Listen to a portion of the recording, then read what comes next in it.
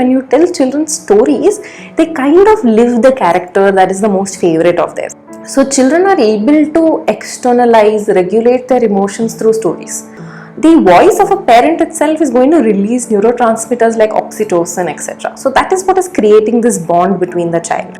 So yes, I am Ashika Chhotray. I am assistant professor at the Department of Liberal Arts and Humanities, and I am a psychologist. I really was interested in mental health as I wanted to explore human beings a little bit more.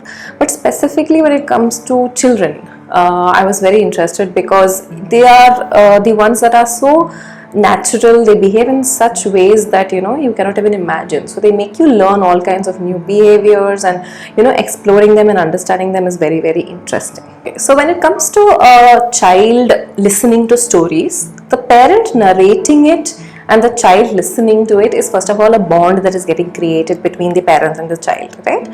Apart from that, if we talk from a psychological point of view, the child, while it's listening to these stories, it's going to be activating a lot of areas in the brain that are related to language, imagination, creativity. All of these things are going to start igniting in their brain. It also creates a lot of neural pathways that are related to emotions, because the stories that we are going to tell children are going to have some kind of emotional aspects, right? So that is how the brain is functioning. It's kind of lighting up. It's kind of, they're living those stories as you're talking about it. So children are very imaginative, like I said. So the best thing about children is they believe anything that you tell them, and because of that one factor, when you tell children stories, they kind of live the character that is the most favorite of theirs. It could be any character. So the relationship with the character is something that they build. They start relating to them on a level where they understand certain emotions or behaviors that the character is expressing. Now what happens is that when they relate to the character, they are internalizing all of these emotions that the character is feeling, right? So then they are able to identify their emotions better. It could be hate, it could be jealousy, it could be happiness, it could be your parents giving you some appreciation and you feel so proud of it. Whatever it is as a part of the story, they live it through the character. Voice of a parent, right? The voice of a parent is something which gives a lot of comfort, security, and if we talk about it from a neuroscientific point of view, the voice of a parent itself is going to release neurotransmitters like oxytocin, etc. So that is what is creating this bond between the child. So when they are narrating the story and the child is listening to it, that is the connection that the parent and child are creating for themselves. So when you replace it with things like showing children videos or an audio story that is being told by technology, then what you're doing is you're replacing that bond or connection, right, that the child would have created. Again, coming from you, it is the emotions that are connected with you telling the story and them reflecting to those emotions. And parents, a lot of times, like you initially asked me, are stories only stories to put children to sleep? It's not limited to that, right? The stories have a lot of significance when it comes to a child's life. So it could be a fairy tale which could make the child feel like it's possible to achieve a lot of things in their life, because it makes you fantasize, imagine a lot of things. It also shows you that there are certain circumstances or difficulties or consequences and the person gets through all of it, so they get motivated by it. We usually have a lot of stories in India which are all connected to some kind of at the end you have like a moral of a story.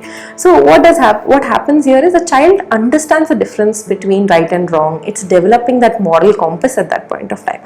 But if you just sit and give a child a lecture, it might find it very boring. Through a story, you're setting an example of how characters dealt with certain difficult situations, handled it in the right way, solved their problems, cope with things, get through challenges. So it is inspirational and it's teaching them a lot. Children, if we have spoken to children, one thing we have understood is emotions are a little complex for them. So when they talk about emotions, if you create the right forum in a very simple way, which is entertaining, which is fun, like stories, they will be able to share more. They'll be more curious, interactive, they will find solutions. But what would you do if there was no forum for that? then it would be more in a way where whenever they are having a difficult emotion, they wouldn't know who to ask, how to solve it, or whether to approach their parents, because again, busy life, which we understand. So this way, I would say stories have not one purpose but multiple purposes: the bond, the exploration, the connection between the parents, the self understanding of the child, and it comes with other factors like language development. Again, putting a name to emotions, right? That's another difficult thing that we see that would be lost for a child, and creativity and imagination. And knowing the fact that time is a crunch for all of us right now, I know it could be difficult, but you don't have to have an activity plan, take a lot of pressure into anything. When it comes to storytelling, for example, which is a very beautiful concept, it doesn't have to be a perfect story. Again, we don't have to worry about the genre. If you don't have anything, just make up a funny story, add certain voices to it, have fun with it, but spend that time with your child. So your child feels that, okay, we both are doing this together, which is a fun activity. They start building stories. If you don't have a story, ask them for stories. That's something that you can do. You flip it, right? And you should just hear the beautiful stories that they can come up with, the twists and turns and the characters that they would come up with. You'll understand your children much better that way. Say, I give you a character, just can you make up a story out of it, or just tell me a story. Think of your classmates and just tell me a story.